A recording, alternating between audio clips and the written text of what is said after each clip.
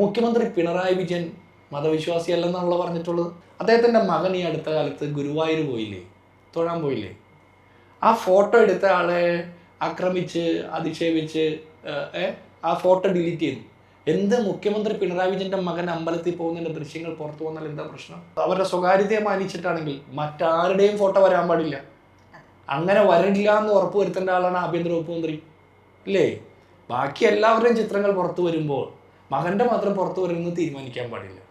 അല്ലെങ്കിൽ എല്ലാവർക്കും easy open access ആയിരിക്കണം. ഇവിടെയുള്ള പ്രശ്നം എന്താണെന്നറിയോ? മുഖ്യമന്ത്രിയുടെ മകൻ വിവേക് കിരൺ ഗുരുവായൂർ പോയി അവിടുത്തെ ആചാരാനുഷ്ഠാനങ്ങൾ പ്രകാരം തന്നെ മേൽവസ്ത്രം ഊരി മേൽമുണ്ട് ധരിച്ച് പൂജാകർമ്മങ്ങളിൽ പങ്കെടുക്കുന്നതിൻ്റെ വാർത്ത പുറത്തു വരുമ്പോൾ ഇവർക്ക് എന്തോ കുറവ് തോന്നുകയാണ്. എന്തിനാ കുറവ് തോന്നണേ? അങ്ങനെ കുറവ് വേണ്ട. മുഖ്യമന്ത്രി നിരീശ്വരവാദി ആയിക്കോട്ടെ, അദ്ദേഹത്തിൻ്റെ മകന് വിശ്വാസം ഉണ്ടായിക്കോട്ടെ, നമുക്കെന്താ പ്രശ്നം? പക്ഷേ ഈ മറ്റുള്ളവരുടെ ഉപദേശവും ബാക്കിയുള്ളവരുടെ കാര്യത്തിൽ അത് നടക്കില്ല. അവനവൻ്റെ കാര്യത്തിൽ ഇതേ മുഖ്യമന്ത്രിയുടെ മകളും ഭാര്യയും ഈ ചെന്നൈയിൽ ഇവരുടെ പാർട്ടി കോൺഗ്രസ് നടന്നപ്പോൾ അഖിലേന്ത്യാ സമ്മേളനത്തിൻ്റെ ഭാഗമായിട്ട് ഇവരെല്ലാം പോയപ്പോൾ ഇവരും കൂടെ പോയി. തൊട്ടടുത്ത് ഏതൊക്കെയോ ക്ഷേത്രത്തിൽ രാമേശ്വരം ഏതോ ക്ഷേത്രത്തിൽ പോയി പൂജ നടത്തിയ വാർത്ത വന്നു. അത് ആളുകൾ മറിഞ്ഞടക്കുകയായിരുന്നു.